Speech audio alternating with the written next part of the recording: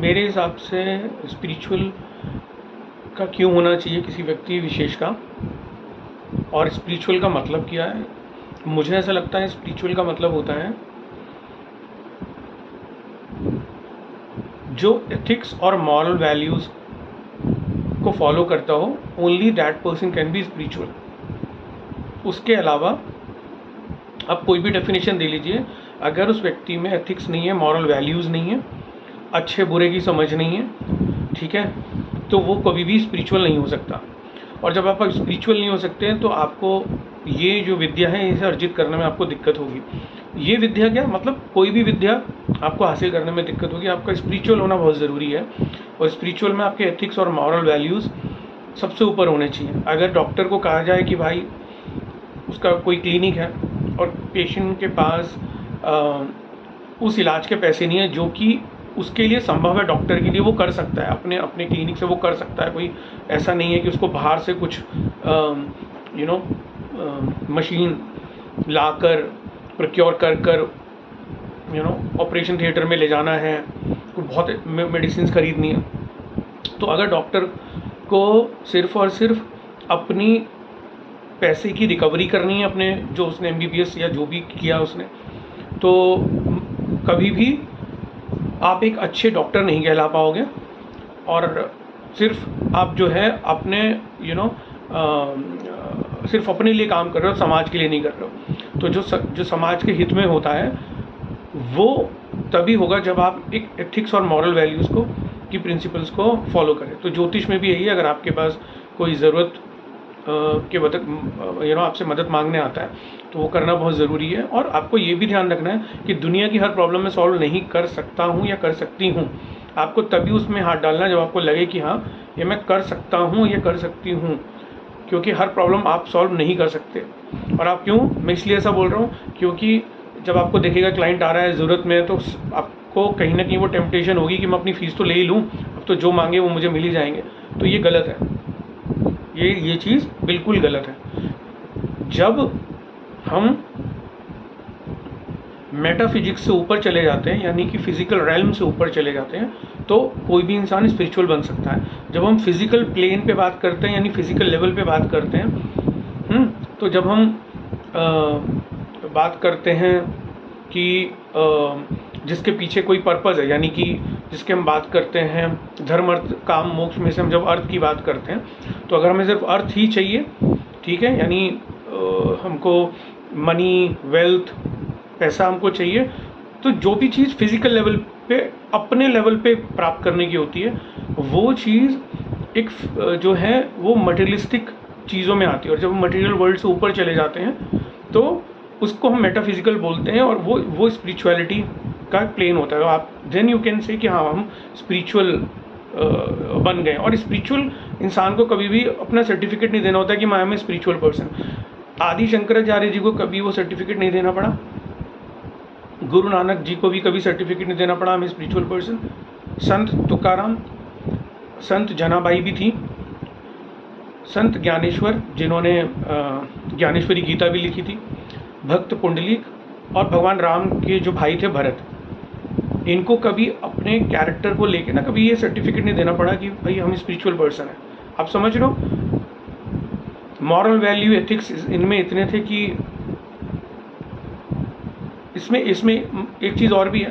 जब हम बात करते हैं कुंडली अवेकनिंग की, सिखाया जाता है ज्योतिष में। इवन कुछ लोग जब अध्यात्म पे चलते हैं तो जिनको साधना, जिसको हम बोलते हैं साधना सिद्धि, तो उनमें कहीं ना कहीं कुंडली अवेकनिंग भी एक प्रोसेस होता है। पर्सनली मैं मानता हूँ कि इट्स अ टफ प्रोसेस, और एक ज्योतिषाचार्य अगर टाइम निकाल के कर सकता है तो करे, मगर कुंडली अवेकनिंग जिसकी हो जाती है वो कभी ज्योतिष नहीं करेगा। मैं पहले आपको बता देता हूँ, कुंडली अवेकनिंग वाला पर्सन विल बी आइसोलेटेड, और आइसोलेटेड नहीं होगा तो समाज के कल्याण के लिए काम करेगा, जिसमें कि मैंने आपको नाम बताए वो।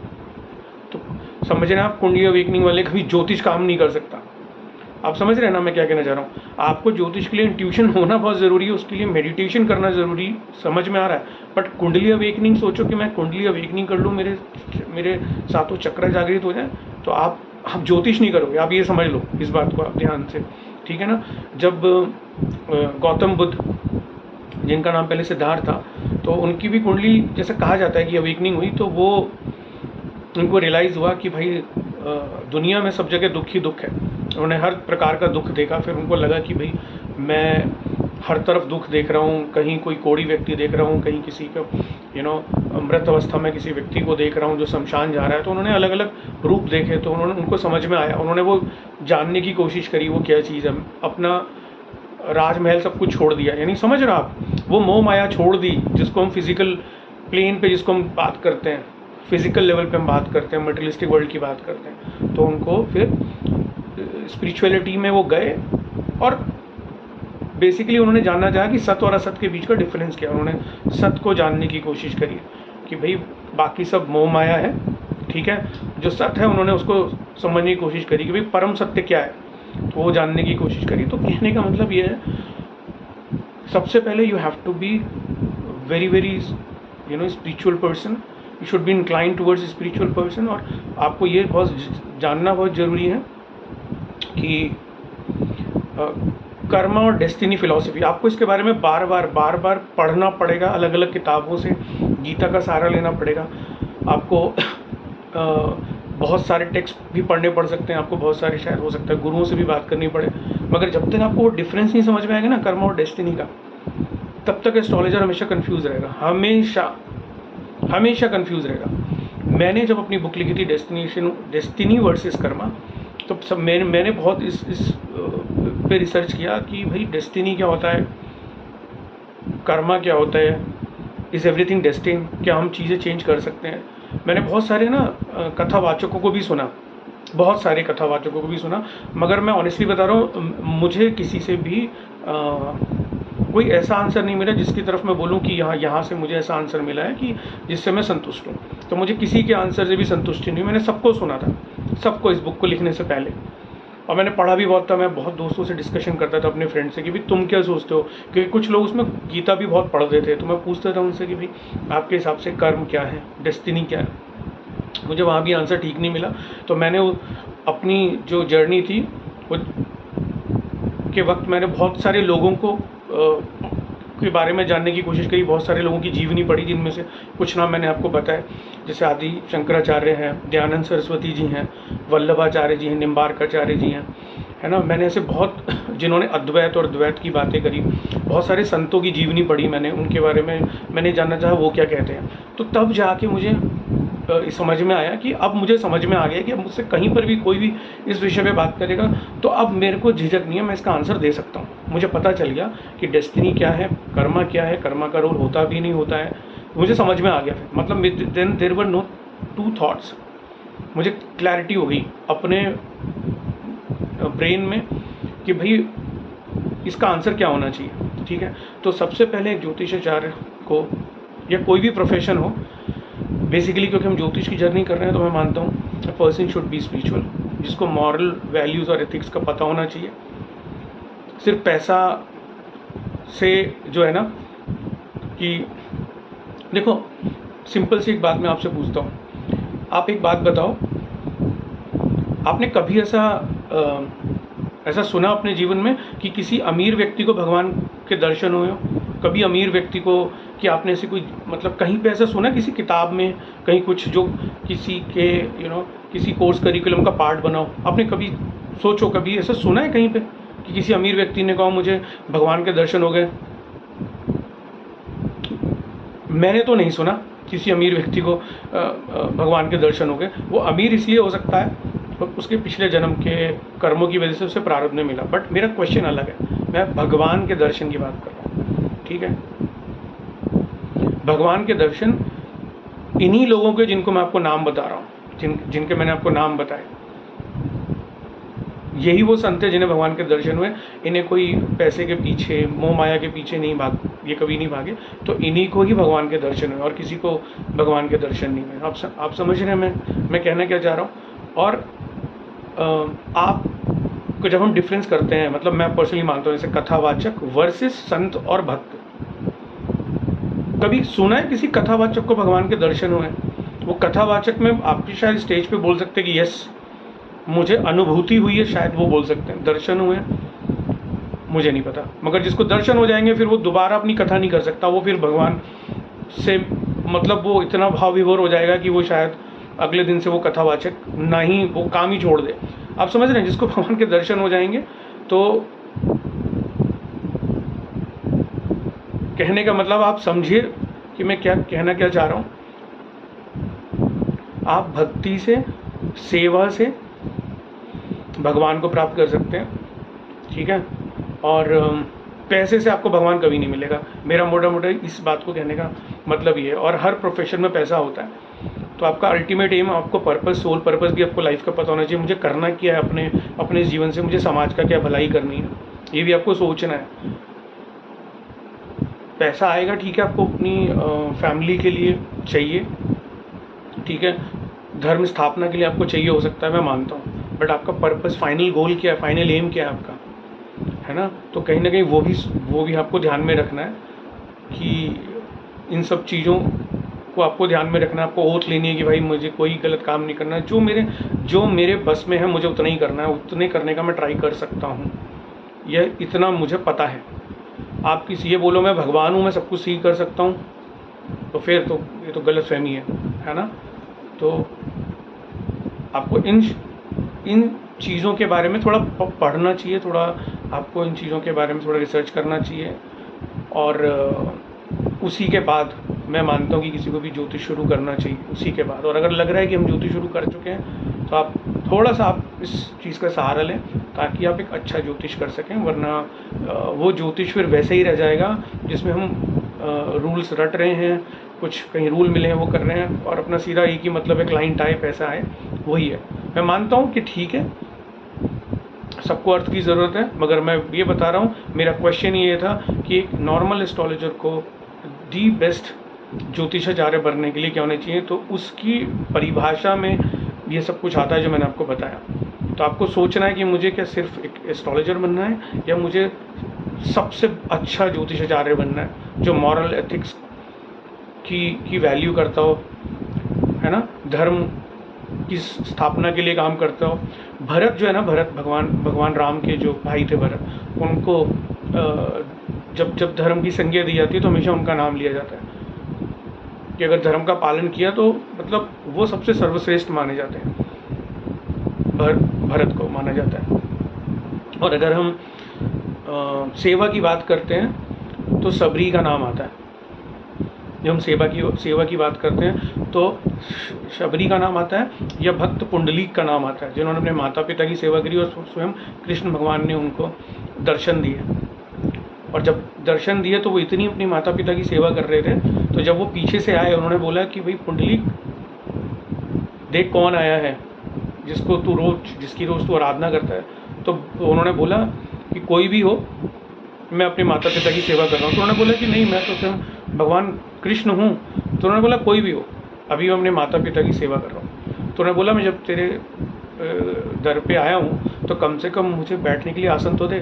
तो उन्होंने क्या किया कि उनके पास एक ईंट थी, और उस ईंट से वो मतलब क्या कर रहे थे, वो उस पर एक गर्म कपड़ा लिपटा हुआ था, और वो उस ईंट को गर्म करके अपने माता पिता के पाँव पे लगा रहे थे, सेक रहे थे मतलब।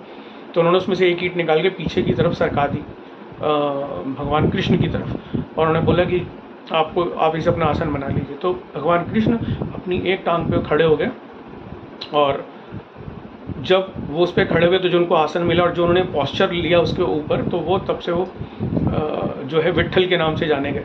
तो भगवान विट्ठल को कौन लेके आने वाला था? महाराष्ट्र में भक्त पुंडलीक। समझ रहे हैं मैं इनका एग्जाम्पल क्यों दे रहा हूँ? क्योंकि ये अमीर नहीं थे। आप समझ रहे हैं, ये अमीर नहीं थे जिन्होंने भगवान के दर्शन किए। चाहे भक्त पुंडलीक हो, संत ज्ञानेश्वर को आपने अगर कभी इनके बारे में सुना, इन्होंने गीता लिखी हुई है, तो आप इनकी भी गीता पढ़ सकते हैं। इनको भी कभी भी मतलब ये भी कभी कोई अमीर वर्ग से नहीं थे। और संत ज्ञानेश्वर के बारे में ऐसा कहा जाता है कि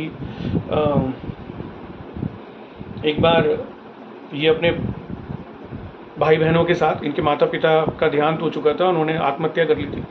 तो जिस कस्बे या गांव में ये रहते थे, तो वहाँ के जो बड़े जो लोग थे वहाँ पे ये गए, और उन्होंने ये कहना चाहते थे कि भाई यहाँ पर समाज में कोई भी ऊंच नीच जात नहीं है। और वो कुछ इसी सिलसिले में बात करने गए थे, तो वहाँ से उन्हें धक्के मार के संत ज्ञानेश्वर एक बालक थे तो उनको निकाला। तो उन्होंने बोला जिस व्यक्ति ने उन्हें धक्का दिया उन्होंने बोला कि देख भाई सामने से एक भैंसा आ रहा है, ठीक है, तो जो तू मंत्र पढ़ रहा है, उन्होंने एक मंत्र पढ़ना शुरू किया था ज्ञानेश्वर ने, तो उन्होंने बोला कि जो तू मंत्र पढ़ रहा है, अगर तू कहता है कि सब में एक ही आत्मा है, उन्होंने बोला संत ज्ञानेश्वर जी ने कि सब में एक ही आत्मा है, हम अलग अलग नहीं है, हम जात बिरादरी कुछ नहीं होती, ऊंच नीच कुछ नहीं होता, कोई शूद्र नहीं होता। तो उन्होंने बोला ये भैंसे में भी सेम आत्मा है, तो तू इससे मंत्र बुलवा दे। तो उन्होंने कहा, संत ज्ञानेश्वर बहुत ही छोटे से बालक थे, 10 साल के, तो उन्होंने बोला ठीक है मैं कोशिश करता हूँ। तो उन्होंने वो जो मंत्र बोल रहे थे, तो पीछे से उस व्यक्ति ने, जो वहाँ के सबसे जिसे बोलते हैं कि उस तबके के थे, जो पैसे वालों में से, उन्होंने उनका मुंह बंद कर लिया। तो बाकी का जो मंत्र था उस भैंसे ने बोला। वो ऐसे ही इंटरेस्टिंग कहानी बहुत सारी संत ज्ञानेश्वर जी की हैं, संत तुकाराम जी की भी हैं, आदि शंकराचार्य जी की भी हैं, गुरु नानक जी की भी हैं। आप समझ रहे हो, ये वो लोग हैं जिन्होंने मतलब अगर इनका तरीका पता लग जाए इन्होंने कैसे अपनी कुंडली अवेकनिंग करी, तो वो ज़्यादा है एक विषय है जानने का।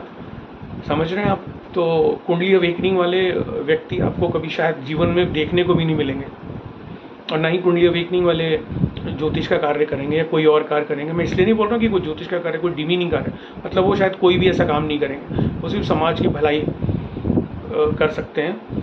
मतलब खैर उनको ढूंढना ही मुश्किल होगा, पहली बात तो ये। और मैंने काफ़ी संतों के बारे में अपनी इस बुक में लिखा भी था मैंने, कॉज एंड इफेक्ट।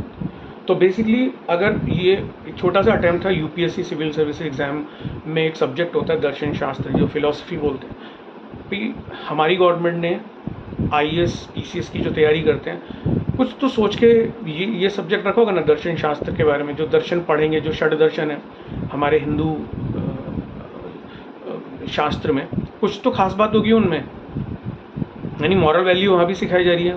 भगवान गौतम बुद्ध जी का अगर वहाँ पे परिचय दिया जा रहा है, दयानंद सरस्वती जी का दिया जा रहा है, आदि शंकराचार्य जी का दिया जा रहा है, वल्लभाचार्य जी का दिया जा रहा है, माधवाचार्य जी का दिया जा रहा है, इतने सारे लोगों का दिया जा रहा है, तो कुछ तो खास बात होगी, है ना।